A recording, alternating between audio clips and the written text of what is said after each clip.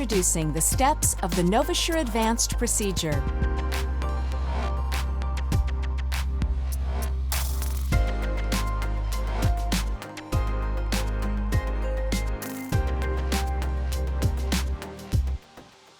Before utilizing the NovaSure RF controller, ensure that proper facility protocols regarding the use of RF generators have been met. Place the NovaSure RF controller on a small table to one side of the patient and within the visual field of the physician. Attach the AC power cord to the NovaSure RF controller and plug into an AC outlet.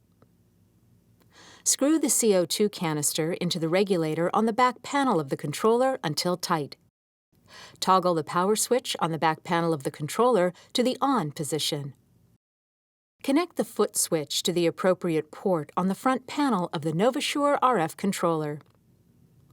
Animations are displayed on the graphical user interface and are consistent with the printed instructions for use. The on-screen animations are intended to guide physician and staff, as well as provide information regarding troubleshooting and common error conditions.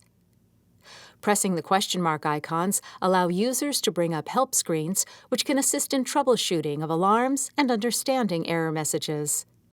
Help screens can easily be closed by touching the area around the X. Open the sterile NovaSure Advanced device package. Place the disposable device and the connecting cord into the sterile field, while being careful to keep the non-sterile suction line desiccant filter pouch out of the sterile field. Open the non-sterile suction line desiccant pouch. If the suction line desiccant filter is pink, replace the filter prior to initiating the ablation procedure. Remove the protective red caps and connect the desiccant filter barbs into the suction tubing of the disposable device. Ensure both ends of the desiccant filter are fully inserted. Before inserting the NovaSure device into the patient, connect the disposable device cord to the appropriate port on the front panel of the controller. As soon as you plug in the device, you will hear an audible beep. This beep indicates that CO2 is flowing and that the disposable device and tubing is being purged. The purge operation takes approximately 10 seconds and must be performed before the device is inserted into the patient. Patients with a cavity length of less than 4 centimeters are contraindicated and should not be treated with the NovaSure device. In order to provide a customized ablation, the uterine cavity length and width must be obtained. The cavity length can be obtained using the SureSound Plus. First, dilate the cervical canal up to 6 millimeters. Then insert the SureSound Plus transcervically, past the internal os until the distal end of the device is in the uterine cavity. Once inside the cavity, squeeze the finger and thumb rings together to deploy and lock the malacot. Pull the device back toward the internal os until the malacot meets resistance at the internal os. Slide the measurement tab distally until the inner probe reaches the fundus. Determine the uterine cavity length using the indicating markers in the window of the measurement tab. Slide the measurement tab proximally to fully retract the inner probe. Separate the thumb ring from the finger rings to unlock the malacot. Before setting the cavity length, check the NovaSure device outside of the patient by deploying the array, opening and closing the device. Ensure that the array position warning on the bottom right of the controller screen disappears when the device is deployed and reappears when the device is closed. Make sure the width measurement dial indicates a value greater than or equal to 4 centimeters when the device is deployed. Once the cavity length has been determined, you must adjust and lock the NovaSure device to the appropriate length. This is done with the device closed. Once completed, press the Length-Width button on the RF controller and set the length value by depressing the plus and minus symbols. For the purposes of this demonstration, a cavity length of 5.5 centimeters will be used. Dilate the cervix up to 6 millimeters using a Hagar dilator. Using the blue handle, insert the device in line with the axis of the uterus until the distal end of the device touches the fundus.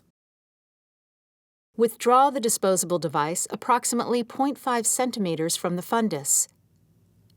Slowly squeeze the handles together up to the point of increased resistance, but do not lock. Continue to slowly squeeze the device handles together while gently moving the device to and from the fundus and rotating the device 45 degrees clockwise and counterclockwise until the handles are locked. Once the device is locked, move the device using anterior, posterior, and lateral movements. To complete placement, slightly pull back on the device away from the fundus until the width dial reading reduces 0.2 to 0.5 centimeters. Advance the device slowly and gently to the fundus. The width should read greater than or equal to the previous measurement. Slide the cervical collar against the external cervical os using gentle pressure on the thumb tab. Keep the collar in this position for the rest of the procedure. Input the value shown on the width dial indicator into the NovaSure RF controller width setting by depressing the plus and minus symbols. The width of the cavity should be at least 2.5 centimeters.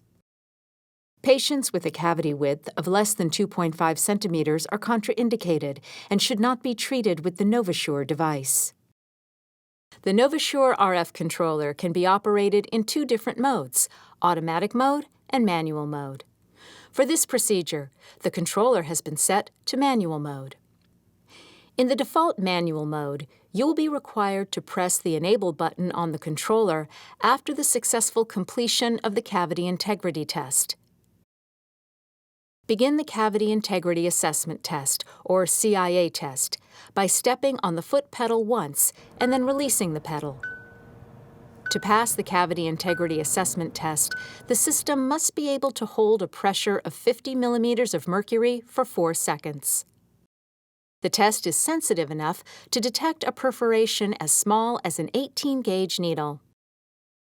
Once the CIA test is complete and has been passed, press the Enable button. The ablation will not start until the physician depresses and releases the foot pedal again. In the automatic mode, the ablation cycle will start automatically upon successful completion of the cavity integrity assessment. During the ablation, the patented moisture transport system helps maintain contact between the array and endometrium and removes any excess fluid byproducts from the uterus. The radiofrequency energy desiccates the endometrium, and the procedure self-terminates once tissue impedance reaches 50 ohms of impedance or when the treatment timer reaches 2 minutes. The controller has an ablation timer which monitors procedure duration. The procedure is complete after 120 seconds or when the endometrium reaches an impedance of 50 ohms, whichever is achieved first. The Procedure Complete screen displays the following information at the end of each NovaSure procedure: cavity length, cavity width, power level, and RF ablation time. Once the procedure is complete, slide back the cervical collar. Unlock the handle by depressing the button on the side of the device handle. While holding the front blue handle stationary, pull back on the rear handle to retract the electrode array into the sheath using the bow and arrow technique. The closed array indicator, located at the hinge of the front and rear handles, will read Array Closed to indicate the array has been retracted and you can remove the device. Turn off the NovaSure RF controller. Unplug the NovaSure Advanced Disposable device. Perform post-operative patient care according to standard procedures. The used disposable device must be treated as biohazardous waste and disposed of according to standard practices of the hospital, office, or clinic where the treatment is performed.